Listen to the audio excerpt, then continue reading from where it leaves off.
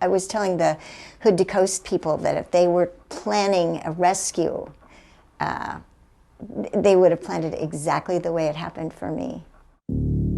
Kathy Ryan was minutes into her final leg of the relay when she went into cardiac arrest. My heart stopped. It's quite possible that she would not have survived if she had not been surrounded by all these wonderful volunteers and bystanders who knew CPR, who recognized what was going on, and were able to start a resuscitation immediately. This is Boston. It took me 10 years to get to Boston. Kathy is a veteran athlete, a finisher in 75 marathons and countless running events across the country. This was my favorite right here, San Francisco, and there's the Golden Gate Bridge right behind me. Great. You see all the men behind me? Until last summer, Kathy had never even been injured. And I can't even believe it happened even hardly today.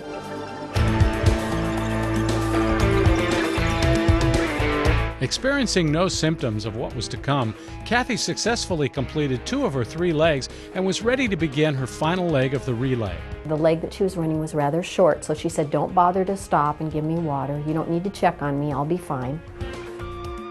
But moments later, while running alone in the Coast Range, Kathy's heart stopped. They just came upon me down. They didn't see me fall.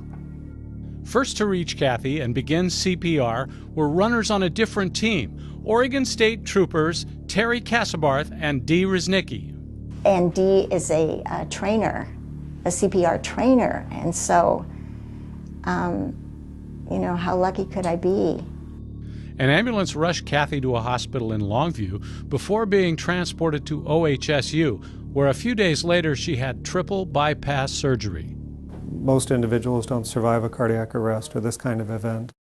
Kathy's doctors will rely on the results of stress tests to determine if she's able to run in this year's Hood to Coast relay with her Heart and Soul teammates. Cleared only to walk and stretch, she is anxious to make a comeback. Well, too much so. We want her to back down a little bit to smell the roses. Well, she smells the roses, I guess, enough. But we want her to